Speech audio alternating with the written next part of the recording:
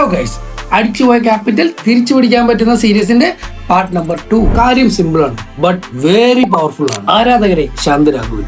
അതെ, ശാന്തത അല്ലെന്നുണ്ടെങ്കിൽ പേഷ്യൻസ്. ഈ സാധനം തീരെ ഇല്ലാത്തൊരു ട്രേഡറാണ് നിങ്ങളെങ്കിൽ ഇപ്പൊ പറയാൻ പോകുന്ന റിസ്ക് റെഡ്യൂസ്മെന്റ് സിസ്റ്റം പാർട്ട് നമ്പർ 2 നിങ്ങളെ ഹെൽപ്പ് ചെയ്യും. സപ്പോസ് ഇപ്പൊ നിങ്ങളൊരു ട്രേഡ് എടുത്തു, പക്ഷെ ആ ട്രേഡ് സ്റ്റോപ്പ് ലോസ് ഹിറ്റ് ചെയ്തു. പക്ഷെ ആ ലോസ് ബുക്ക് ചെയ്യാൻ നിങ്ങൾ മനസ്സ് കാണിക്കാതെ പ്രോഫിറ്റബിൾ ആകും എന്ന് കരുതി ഒരുപാട് ക്യാപിറ്റൽ അങ്ങനെ നഷ്ടപ്പെടുത്തിയിട്ടുണ്ടോ? അതുപോലെ ടാർഗറ്റ് ഹിറ്റ് ചെയ്യുന്നതിന് മുന്നേ ജസ്റ്റ് പ്രോഫിറ്റ് കാണുമ്പോൾ തന്നെ എക്സിറ്റ് ചെയ്യാറുണ്ടോ? ഇങ്ങനെയൊക്കെ നിങ്ങൾ ചെയ്യുന്നുണ്ടെങ്കിൽ ഈ പറയുന്ന 80-20 പ്രിൻസിപ്പിൾ നിങ്ങൾ ഫോളോ ചെയ്ത് കഴിഞ്ഞാൽ നിങ്ങൾക്ക് പ്രോഫിറ്റിൽ എത്താനായിട്ട് സാധിക്കും. അതെങ്ങനെയെന്നല്ലേ പറഞ്ഞുതരാം. ഇനി നിങ്ങൾ ട്രേഡ് എടുക്കുമ്പോഴേ 1:1 എത്തുമ്പോൾ നിങ്ങളുടെ ക്യാപിറ്റലിൽ അല്ലെങ്കിൽ നിങ്ങളുടെ പൊസിഷന്റെ 80% പൊസിഷനും 1:1 സെല് ചെയ്യുക.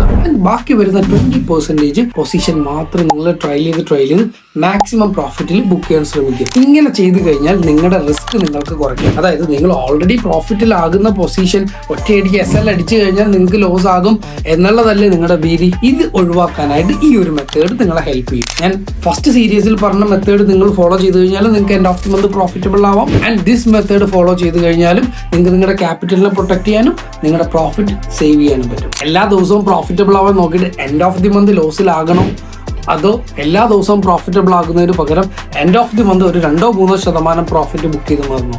Think wise. ഒരു പക്ഷേ നിങ്ങളുടെ വിൻ റേറ്റ് കുറവായിരിക്കും, പക്ഷേ end of the month profitable chance വളരെ ഹൈ ആണ്.